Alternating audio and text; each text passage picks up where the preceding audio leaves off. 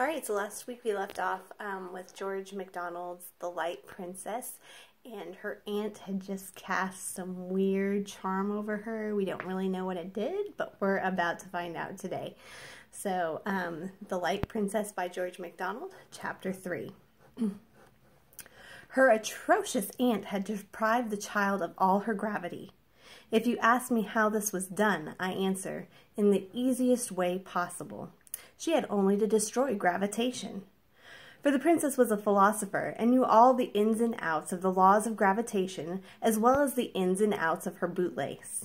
And, being a witch as well, she could abrogate those laws in a moment, or at least so clog their wheels and rust their bearings they would not work at all.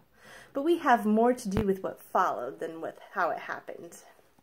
The first awkwardness that resulted from this unhappy privation was that the moment the nurse began to lift the baby up and down, she flew from her arms toward the ceiling. Happily, the resistance of the air brought her ascending career to a close within a foot of it. There she remained, horizontal as when she left her nurse's arms, kicking and laughing amazingly. The nurse, in terror, flew to the bell and begged the footman who answered the house to bring the house ladder directly.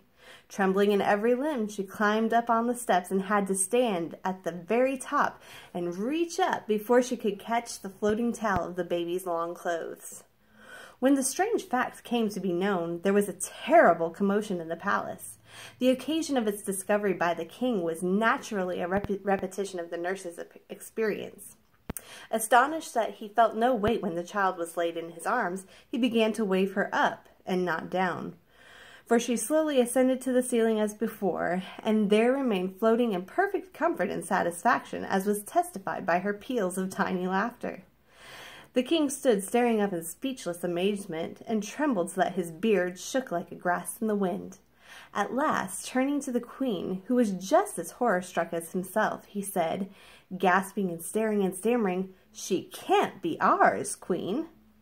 Now the queen was much cleverer than the king, and had begun already to suspect that this effect defective came by cause. "I am sure she is ours," answered she, "but we ought to have taken better care of her at the christening.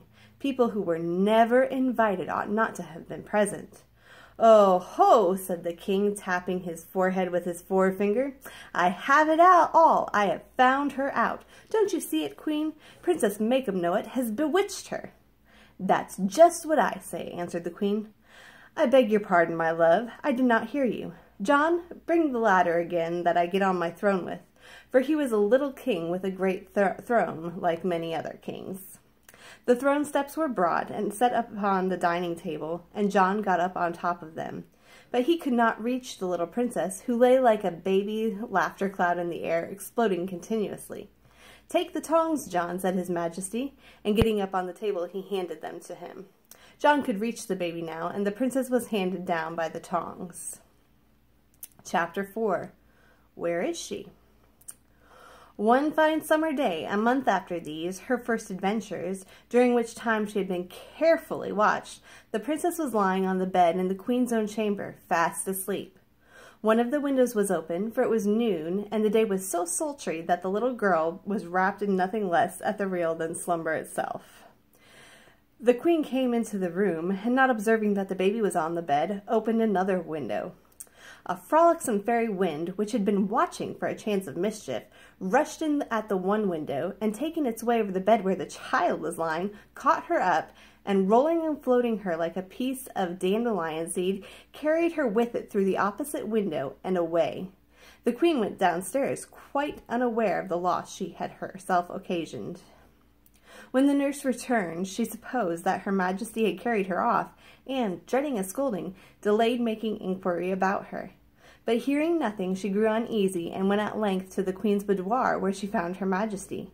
"Please, your majesty, shall I take the baby?" said she. "Where is she?" asked the queen.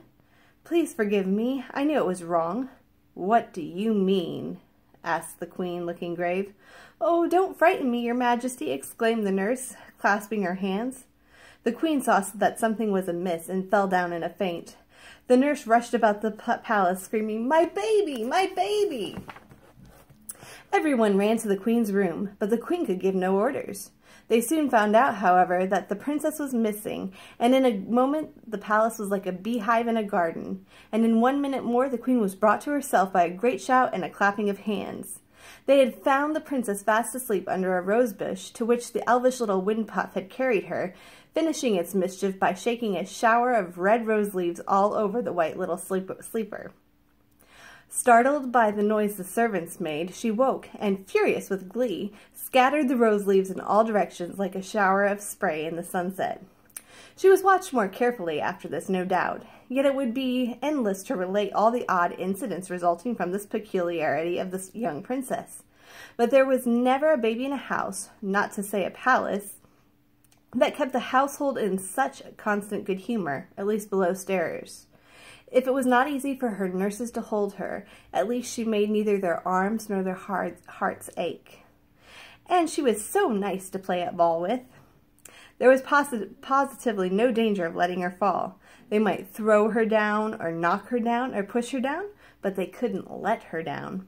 It is true they might let her fly into the fire, or the coal hole, or through the window, but none of these accidents had happened as yet. If you heard the peals of laughter resounding from some unknown region, you might be sure enough of the cause.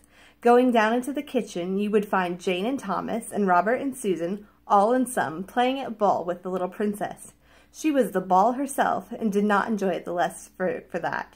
Away she went, flying from one to another, screeching with laughter.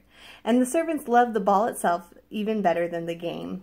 But they had to take some care with how they threw her, for if she received an upward direction, she would never come down again without being fetched. So we'll have to learn more about the adventures of the Light Princess next week. Hope you tune in.